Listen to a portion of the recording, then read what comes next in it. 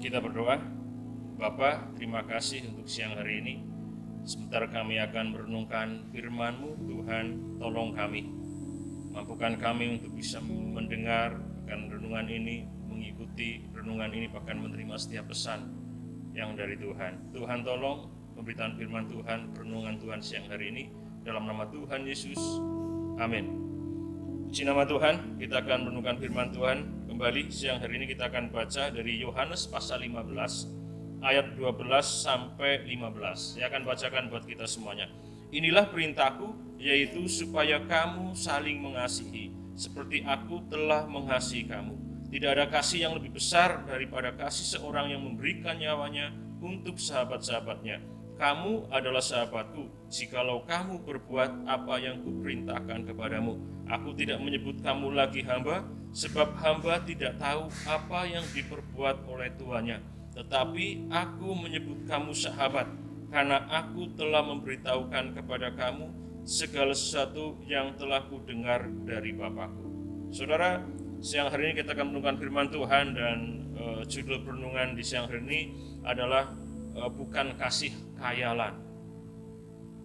Saudara, ketika kita bicara tentang kasih, tentunya sebagai orang-orang Kristen, sebagai orang percaya, bukan hal yang baru, bukan hal yang asing. Itu sangat akrab, sangat dekat dengan kita ketika kita bicara tentang kata kasih. Bahkan mungkin ada orang yang mengidentikan kasih itu dengan kekristenan.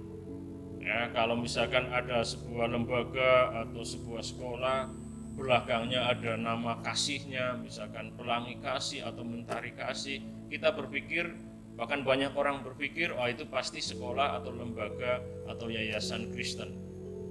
Kasih diidentikan dengan Kristen, dan itu tidak salah, karena memang kalau kita belajar, Tuhan Yesus mengatakan ketika hukum Taurat, hukum digabung, diringkas menjadi satu kata, ya hukum kasih. Ya, mengasihi Tuhan, mengasihi sesama. Hukum kasih itu kenapa? Kasih kadang-kadang diidentikan dengan kekristenan. Tetapi kalau kita lihat realita kenyataan dalam kehidupan sehari-hari, itu tidak berlaku sebaliknya. Artinya dalam kehidupan sehari-hari orang Kristen tidak bisa diidentikan dengan kasih. Ya, ketika ada lembaga atau nama sekolah dengan kata kasih, diidentikan oh itu lembaga atau sekolah Kristen. Tapi orang Kristen dalam kehidupan sehari-hari tidak berhasil mengidentifikasikan dirinya dengan kasih. Kenapa? Karena banyak orang Kristen yang hidupnya justru jauh daripada kasih. Saudara, itu kenapa ada banyak orang yang mengatakan kasih dalam kekristenan itu hanya sebuah hayalan, hanya sebuah utopia, hayalan idealisme yang sulit, bahkan mungkin mustahil untuk diwujudkan. Itu orang-orang menganggap bahwa kasih dalam kekristenan itu hanya sebuah hayalan, hanya sebuah idealisme yang sulit, bahkan mungkin mustahil untuk diwujudkan. Karena mereka melihat dalam praktek sehari-hari orang Kristen hidupnya justru jauh dari kasih, padahal mereka tahu hukum utama adalah hukum kasih. Di sini Tuhan Yesus mengingatkan kepada para murid, inilah perintahku, yaitu supaya kamu saling mengasihi sama seperti aku telah mengasihi kamu. Tidak ada kasih yang lebih besar daripada kasih seorang yang memberikan nyawanya untuk sahabat-sahabatnya. Kita akan belajar dua hal dari apa yang Tuhan Yesus sampaikan dalam perikop ini, supaya kasih itu bagi kita orang-orang Kristen bukan menjadi hayalan, bukan sekedar hayalan. Yang pertama, ketika kita mengasihi berarti kita rela berkorban dan memberikan yang terbaik. Di situ dikatakan tidak ada kasih yang lebih besar daripada kasih seorang yang memberikan nyawanya untuk sahabat-sahabatnya. Jadi kalau kita mengatakan hidup di dalam kasih, berarti kita siap berkorban dan memberikan yang terbaik. Di situ katakan kasih yang paling besar adalah ketika memberikan nyawanya. Nyawa, kita pasti setuju, adalah sesuatu yang paling berharga bagi kita. Kita berjuang mati-matian menjaga supaya nyawa itu tetap ada atau hidup itu tetap ada. Dan dikatakan kasih yang besar adalah kasih yang memberikan nyawanya. Artinya kita belajar, kalau kita mau dikatakan sebagai orang yang hidup mengasihi, berarti kita siap berkorban, memberikan yang terbaik dalam hidup kita. Kalau saudara mengatakan mengasihi keluarga saudara, suami mengasihi istri, berarti suami siap berkorban dan memberikan yang terbaik untuk istri.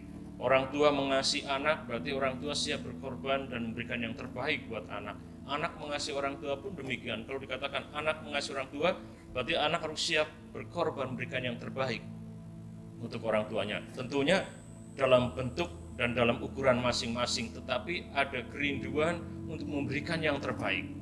Kita nggak bisa mengatakan saya mengasihi tapi tidak mau melakukan yang terbaik. Itu hayalan, itu kasih yang hayalan. Makanya kita belajar supaya kasih itu tidak menjadi hayalan, mari kita mengasihi dengan berkorban berikan yang terbaik. Yang kedua, ayat yang ke-15. Mengasihi berarti kita menghargai. Di situ dikatakan Tuhan tidak lagi menyebut para murid hamba, tetapi sahabat. Kata hamba di sini memang konteksnya berbeda ketika berkata hamba di sini dengan ketika Tuhan Yesus berkata bahwa siapa yang pengen menjadi terbesar, ingin menjadi terbesar, harus menjadi pelayan, harus menjadi hamba. Dalam perikop ini, dalam pembacaan ini, Tuhan Yesus sedang menekankan relasi, bukan menekankan konsep pelayanan, bukan sedang menekankan konsep kerendahan hati, seperti yang juga disampaikan oleh Rasul Paulus pada surat-suratnya. Dalam konteks ini, Tuhan Yesus sedang mengatakan, sedang berbicara tentang relasi.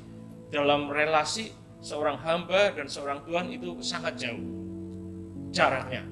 Tapi di sini Tuhan Yesus mengatakan para murid bukan lagi hamba, tapi sahabat. Artinya punya relasi yang sangat dekat. Bahkan bukan hanya itu, ketika para murid disebut sebagai sahabat, berarti para murid sangat dihargai oleh Tuhan. Saudara, budak pada saat itu adalah alat yang dipakai oleh Tuhan untuk mewujudkan keinginannya. Itu budak. Dan Tuhan Yesus memandang para murid bukan sekedar alat untuk mewujudkan keinginannya, tapi para murid dianggap sebagai sahabat. Artinya Tuhan begitu memberikan tempat yang berharga kepada para murid, karena Tuhan Yesus mengasihi para murid. Saudara, kalau kita mengasihi seorang, berarti kita harus bisa menghargai orang tersebut. Kalau saudara dikatakan saya mengasihi lembaga atau kantor atau tempat di mana saudara bekerja, berarti saudara juga harus belajar untuk menghargai. Kalau saudara mengasihi gereja lokal di mana saudara berjemaat, berarti saudara juga harus menghargai gereja lokal di mana saudara berjemaat. Saudara nggak bisa mengatakan saya mengasihi gereja lokal di mana saya berjemaat, tapi saudara nggak pernah memberikan sikap yang menghargai dari setiap kebijakan, dari setiap apa yang dilakukan oleh gereja lokal tersebut. Saudara tidak pernah menghargai. Saudara nggak bisa dikatakan saudara mengasihi gereja itu, karena mengasihi artinya menghargai. Dari pembacaan ini kita belajar dua hal, supaya kasih itu tidak menjadi hayalan, bukan sekedar hayalan. Mari kita mengasihi dengan rela berkorban berikan yang terbaik. Mari kita mengasihi dengan menghargai setiap mereka yang kita kasih, siapapun mereka. Saudara menghargai orang tua, mengasihi orang tua saudara, berarti saudara menghargai orang tua saudara. Saudara mengasihi istri, berarti saudara menghargai istri. Saudara mengasihi suami, berarti saudara menghargai suami. Saudara mengasihi anak, berarti saudara menghargai anak-anak saudara. Jangan jadikan mereka hanya alat untuk memuaskan dan mewujudkan keinginan saudara, tapi hargai mereka. Tuhan berkati kita semuanya, kita berdoa. Terima kasih Tuhan untuk siang hari ini. Roh Kudus mampukan kami supaya kami bisa mewujudkan kasih itu dalam kehidupan kami, sehingga kasih bukan sekedar hayalan, tapi kasih sungguh-sungguh nyata dalam kehidupan kami. Dengan kami mengasihi, dengan rela berkorban memberikan yang terbaik, kami mengasihi dengan memberikan penghargaan, menghargai orang-orang yang kami kasih. Terima kasih Tuhan, Roh Kudus mampukan kami hidup di dalamnya. Di dalam nama Tuhan Yesus Kristus kami berdoa, amin.